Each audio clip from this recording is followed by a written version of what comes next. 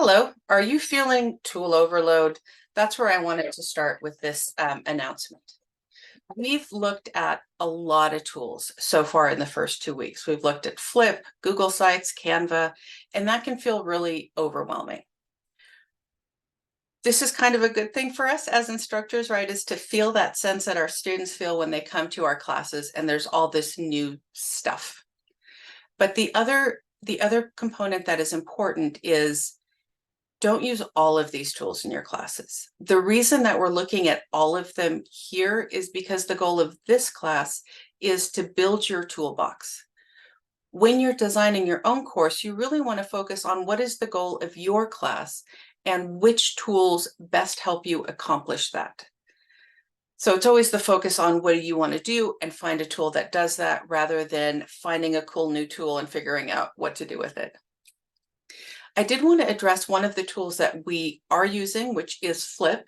A few folks have mentioned that it's not intuitive, it can be challenging. And one of the reasons that we chose Flip is that it provides captioning and it's mobile friendly. And these are really important things to consider when you select tools, is that they are inclusive and usable by all students. So even if we found a tool that was much more intuitive and easier to use, but it doesn't provide captioning, that is not a good choice because we're leaving a whole group of students out. So that's one of the reasons we chose Flip. There was a really great question about what about Canvas Studio? That is something you can put in the discussion forum. Students can record using Studio. And neither Michelle nor I have used it in that way. And so we're going to test it out. In the Butte instance of Canvas, so back to Butte, there is a shell that I've created specific to testing out Studio as a student. So there'll be a registration link where you can be a student. The only thing in that course is the discussion forum for Studio, so it'll be easy to find right on the homepage. And you can test out what it feels like as a student. Try to add captions because that's going to be important and see how challenging that is. Then back in our main course shell, I'll have a discussion on how you felt that worked out. By the way, I can't have the Studio discussion in our main course because that's something that Butte gets because the chancellor's office has paid for it for us, which is super awesome. So that's not a free tool. That's something that the state has paid for us to use. Anyway, the link to both of those things will be down below in the announcement. This always makes me feel like a YouTuber. Subscribe now. Anyway, so looking forward and back to the course in general. Last week, what we did is we talked about being an approachable instructor, building that psychological trust and presence using kindness cues.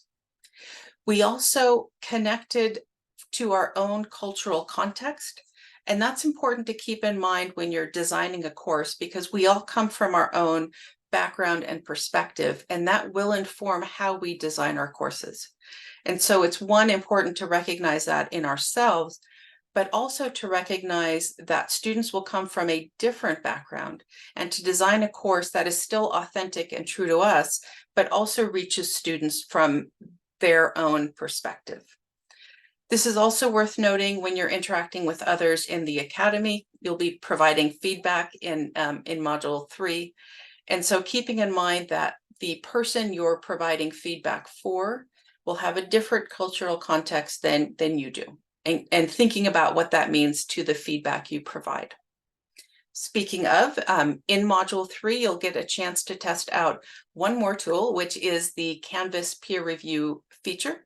If you haven't used it, this will be a great experience for you to see what that looks like as a student and think about if this is something useful for your class. The concepts for Module 3 will be focused on being a warm demander and the research behind that. One of the things I do want to just talk about here is oftentimes when folks think about empathy and being a warm demander, we tend to think that what that's going to do is reduce rigor. And I want to actually just discuss that because oftentimes if you're being that warm demander, you can actually increase the rigor. One of the things we talk about a lot at Butte is this idea of high expectations and high support, right?